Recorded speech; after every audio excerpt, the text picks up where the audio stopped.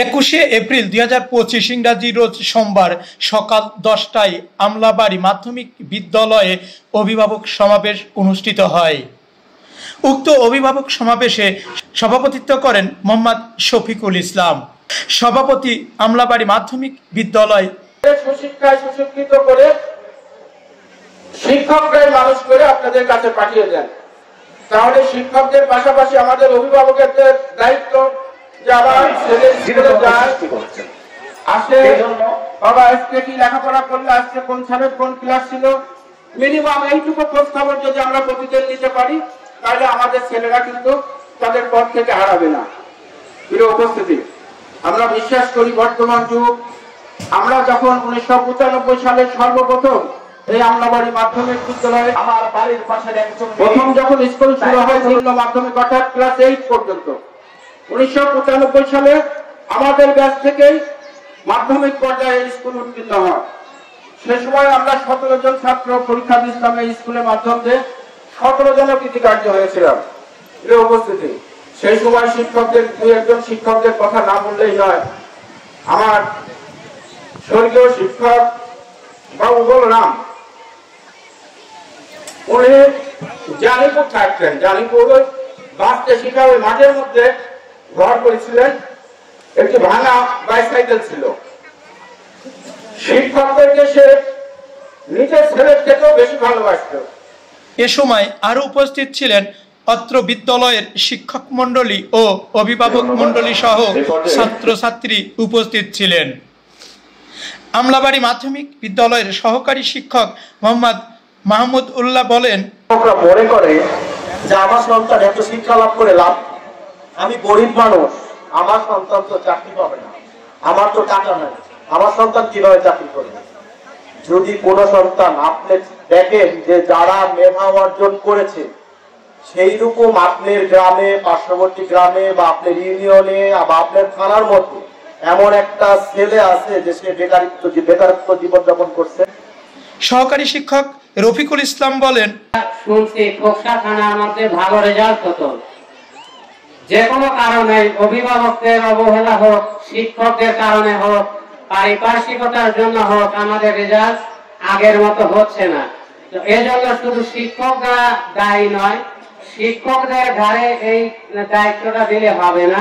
আমাদের স্যাররাও বলছেন, আমি বিশেষ করে একটা বিষয় আকর্ষণ করব, সেটা হলো আপনার ছেলে ক্লাস 10-এ পড়ে, ওর মোবাইল কি দরকার আমাকে বলেন।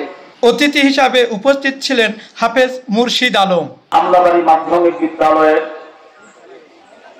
অভিভাবক সমাবেশে উপস্থিত আমার অত্যন্ত ভালোবাসার স্নেহের ছোট ভাই, অত্র প্রতিষ্ঠানের সভাপতি ওনার শফিকুল ইসলাম পরামানিক, বিভিন্ন অতিথিবৃন্দ, শিক্ষকবৃন্দ, শিক্ষিকা, সামনে বসা প্রিয় অভিভাবক ভাই ও বোনেরা, পরিজাতরা, সন্তানেরা, আমি পুনরায় আবার সালাম পেশ করছি। আসসালামু আলাইকুম ওয়া রাহমাতুল্লাহ।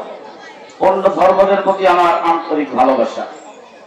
অনেক আলোচনা হয়েছে, সভাপতি মহোদয় প্রত্যেকটি পয়েন্টের উপর টাচ দিয়েছে। আরো উপস্থিত ছিলেন অবসরপ্রাপ্ত শিক্ষক শাহাবুদ্দিন। তিনি বলেন, বলার মতো কিছু নেই, সব কথাই আলোচনা হয়েছে। সচেতন সমাজ, সচেতন নাগরিক মানে অভিভাবক যদি না হয় তাহলে ছেলে মেয়ে মানুষ করা আদৌ সম্ভব না। এবং অবসরপ্রাপ্ত সহকারী শিক্ষক আবু ইসাহাক বলেন, গণ্যমান্য ব্যক্তি এবং স্নেহের ছাত্রছাত্রীবৃন্দ, আসসালামু আলাইকুম। এই একটা শিক্ষা প্রতিষ্ঠানের 4টা উপাদান নিয়ে একটা শিক্ষা প্রতিষ্ঠান গঠিত হয়। তার মধ্যে প্রথমেই আছে শিক্ষক, তারপরে আছে ছাত্রছাত্রী, তারপরে অবকাঠামো, তারপরে পরিচালনা কমিটি। এই 4টা সমন্বয়ে একটা সুন্দর একটা শিক্ষা প্রতিষ্ঠান। সাবেক গোপগ্রাম ইউপি চেয়ারম্যান শফি আলম মোল্লা তিনি বলেন, চারা গাছ যদি লাগান তাকে যদি আপনি মানে চর্চা না করেন, যত্ন না করেন, কিন্তু চারা গাছটা অচিরেই নষ্ট হয়ে যাবে। তাই আমাদের এই সোনামণিরা, এই ছেলে মেয়ে শিক্ষার্থী, এরা যে চারা গাছের মতো, এদের শিক্ষা দেওয়া যেমন দায়িত্ব স্কুলের শিক্ষকদের, তেমন এই অভিভাবকদের সেই শিক্ষা দিতে হবে। সেই ঠিক মতো স্কুলে যাচ্ছে কিনা, লেখাপড়া করছে কিনা ঠিক মতো, এটা কিন্তু তাকে দিয়া। অনেক ছেলে পেলে এদের বয়স কম, কিন্তু এরা তো থাকে দেওয়ার চেষ্টা করবে, এটা ছেলেদের মন। কিন্তু গার্জেনরা যদি গাইড রাখে যে আমার ছেলে কি মেয়ে আমার স্কুলে পৌঁছাবে কিনা। অবসরপ্রাপ্ত সেনা সদস্য অভিভাবক শহীদুল ইসলাম তিনি বলেন, আমলাবাড়ি মাধ্যমিক বিদ্যালয়ের বর্তমান অবস্থা আগের অবস্থার দিকে নেব না। অভিভাবকদের বলবো, আপনারা সবাই শিক্ষকদের হেল্প করবেন।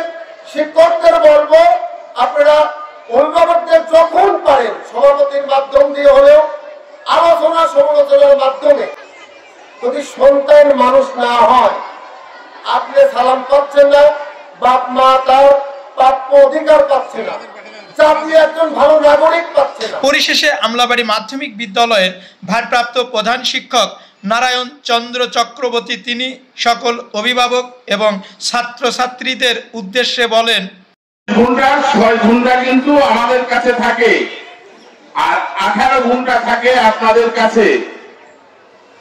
এই 18 ঘন্টা আপনার সন্তানের জন্য আপনি কি করেছেন সেটাও কিন্তু আপনাদের কাছে আমাদের জিজ্ঞাসা। এই 18 ঘন্টার মধ্যে আপনার সন্তান কত ঘন্টা বই নিয়ে বসেছে, কত ঘন্টা লেখাপড়া করেছে, সেটা দেখার দায়িত্ব কিন্তু আমাদের।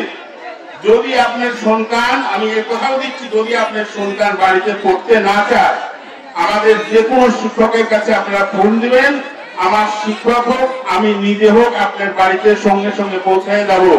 কারণ আমরা চাই যে একটা সন্তান, একটা ছাত্র যদি সুশিক্ষায় শিক্ষিত আমরা করতে পারি, তাহলে ভবিষ্যতে এই নামটা আমাদের, আমরা বলতে পারবো আমাদের ছাত্র আজকে ডাক্তার হয়েছে, আমাদের ছাত্র আজকে বিসিএস ক্যাডার।